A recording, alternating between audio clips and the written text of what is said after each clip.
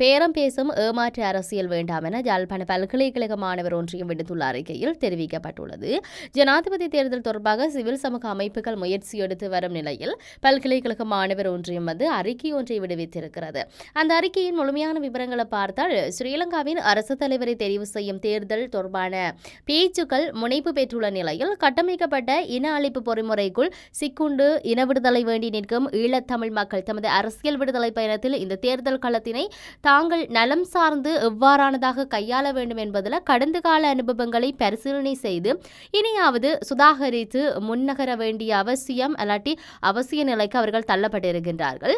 2009க்கு பின்னர் 15 ஆண்டுகள் காலத்தில் சாணக்கியம் ராஜதந்திரம் எனும் பெயரில் வெற்று வாக்குகளை மாத்திரமே நம்பி தமிழ் பரப்புகளால் முன்னெடுக்கப்படுகின்றது பேரம் பேசும் இணக்க அரசியலினால் தமிழின் அழிப்பில் இருந்து தாயகத்தின் ஒரு அங்குல நிலத்தை எனும் காப்பாற்ற முடியவில்லை.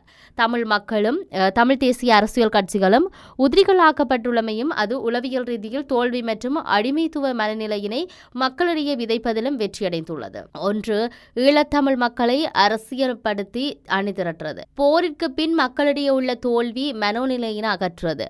வடக்கு கிழக்குக்கான பொருளாதார கட்டமைப்பை நிறுவுறது. அரசு தரப்பற்ற அல்லட்டி அரசற்ற தரப்பாக பன்னாடுகளை கையாள்வதற்காக வெளிவிவகார கொள்கைகள் மற்றும் கட்டமைப்பை உருவாக்குதல். பன்னாட்டு சமூகத்தில் கூட்டாக தமிழரின் குரலை முன்வைத்தல். வடக்கு கிழக்கில் முன்னெடுக்கப்படும் தொடர்ச்சியான கட்டமைக்கப்பட்ட இன அழிப்பை தடுத்து நிறுத்துதல். அதிகார பகிர்வோடு எந்த விதத்திலும் தொடர்பற்ற ஸ்ரீலங்கா ஒற்றையாட்சி அரசியலமைப்புக்கு உட்பட்ட 13ஆம் திருத்தத்துக்கு அப்பால் தமிழ் அரசியலை நகர்த்துதல் இவ்வாறு காணப்படுகிறது. இந்த ஓர் அரசற்ற தரப்பாக எமது தமிழ் சமூகத்தினால அடைந்து கொண்டிருக்க வேண்டிய மேற்கொள்ளப்பட்ட இந்த விடயங்கள் எல்லாத்தையும் சாதித்தராத தமிழ் அரசியல் தரப்புகள் தொடர்ந்தும் பேரம் பேசி அரசியலினால் இனியும் எதையாவது சாதிக்கும் என்பதில் நம்பிக்கை இல்லை. தமிழ் அரசியல் கட்சிகளும் குடிமக்களும் சமூகத்தினரும் தமிழ் மக்களின் பின்னோக்கி இந்த நிலையிலாவது தம்மை சுதாகரித்துக் கொண்டு தமிழ் அரசியலின் பாதையினை மீள சரிவர தகமத்துவம் கொள்ள வேண்டும். கடந்த 2010, 15, 19 ஆண்டுகளில் நடைபெற்ற இந்த ஸ்ரீலங்காவின் அரசு தலைவர் தேர்தல்களில் இனப்படுகொலை பொறுப்பாளிகளான ஒரு தரப்பினரை எதிர்ப்பதாக கூறி இனப்படுகொலை குற்றத்தை புரிந்த ஸ்ரீலங்காவின் ராணுவ தளபதி, பதில் பாதுகாப்பு அமைச்சர், போர்க்குற்றம் புரிந்த பெரும்பாலான ராணுவத்தினரின் ஆதரவினை பெற்ற நபர்களுக்கு வாக்களிப்பதற்கான பரிகார நீதி கோரக்கூடிய தமிழ் மக்கள் தவறாக வழிநடத்தப்பட்டோம். இனியாவது ஏமாற்று கபட அரசியலுக்கு பலியாகாம தமிழ் மக்களின் வாக்குகள் சிங்கள பௌத்த பேரினவாதத்தின் முகவர்களுக்கோ வெளித்தரப்புகளுக்கோ சென்று தமிழ் மக்களின் அரசியல் அபிலாசைகளை அரசியல் வாக்குகளை பிரதிபலிக்கும் தீர்மானங்களை தமிழ் அரசியல் தரப்புகள் மேற்கொள்ள தவறுமையானால் நாம் அரசியல் பிழைத்த மக்களாக்கப்பட்டுவோம். சமகால அரசியல் களச்சூழலில் தமிழ் மக்களின் முன்னால் உள்ள அந்த தெரிவுகள் என்று சொல்லி பார்த்தால் ஸ்ரீலங்காவின் அரசு தலைவர் தேர்தலை புறக்கணித்தல். ஸ்ரீலங்காவின் அரசு தலைவர் தேர்தல் செல்வதற்கு தேர்தல் என்ற அடிப்படையில் தற்போது எதிர்பார்க்கப்படும் தேர்தலை நிராகரித்து அந்த தேர்தலை நடைமுறையில் ஈழத்தமிழ் மக்களின் அரசியல் உரிமைகளுக்கான அறைகூவல் விடுக்கும் பொது வாக்கெடுப்பை கையாளும் வகையில் தமிழ் பொது வேட்பாளரை நிறுத்துதல். ஸ்ரீலங்காவின் அரசு தலைவர் தேர்தலை புறக்கணித்தல் மற்றும் பொது வேட்பாளரை நிறுத்துதல் இரண்டும் ஒரே கருத்தியலின் வேறுபட்ட பிரத்யேக வடிவங்களாக காணப்படுகிறது. தமிழர்களால் அளிக்கப்படாத வாக்குகள் மற்றும் பொது வேட்பாளருக்கு வழங்கப்படும் வாக்குகள் என இரண்டுமே சிங்கள பௌத்த பெருந்தேசியவாதத்தின் முகவர்களை நிராகரிக்கும் வாக்குகளே ஆகும். பொது வேட்பாளர் தொடர்பில் தீர்க்கமான முடிவுகள் மேற்கொள்ளப்படும் பட்சத்தில் இந்த விடயங்களில் கூடுதல் கவனம் செலுத்த வேண்டிய தேவை இருக்கின்றதாகவும் தமிழ் மக்கள் உள்ளிட்ட தொடர்புபட்ட தரப்புகள் அனைவரையும் வலியுறுத்தியதாகவும் சொல்லப்படுகிறது.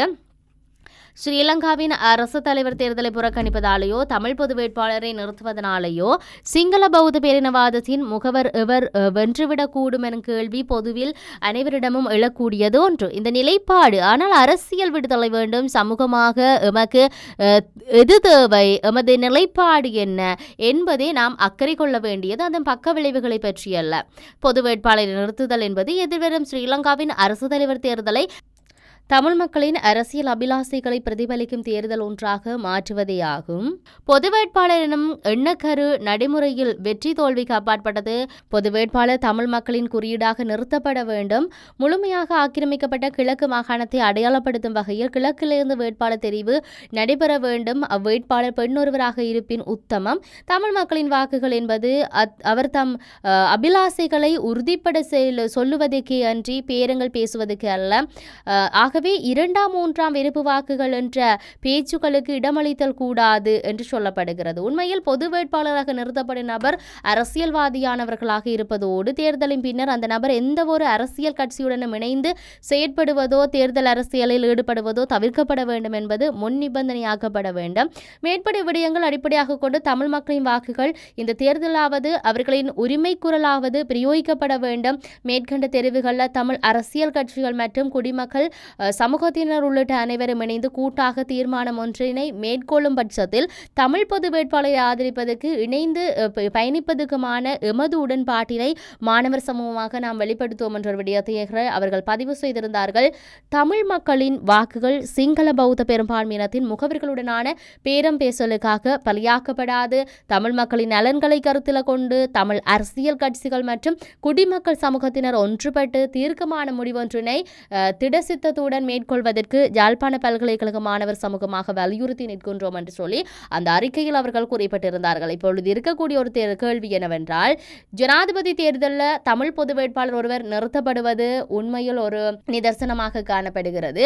இந்த பின்னணியில் இவர் அந்த நிறுத்தப்படுகின்ற வேட்பாளர் அரசியல் அபிலாசைகளை தமிழ் மக்களுடைய அரசியல் அபிலாசைகளை பெற்றுத்தரக்கூடியவர்களாக இருக்க வேண்டுமே தவிர இந்த பேரம் பேசும் அரசியல்வாதியாக இருக்கக்கூடாது என்பதுதான் எல்லோருடைய கருத்துக்களாகவும் இங்கு முன்வைக்கப்பட்டிருக்கின்றது.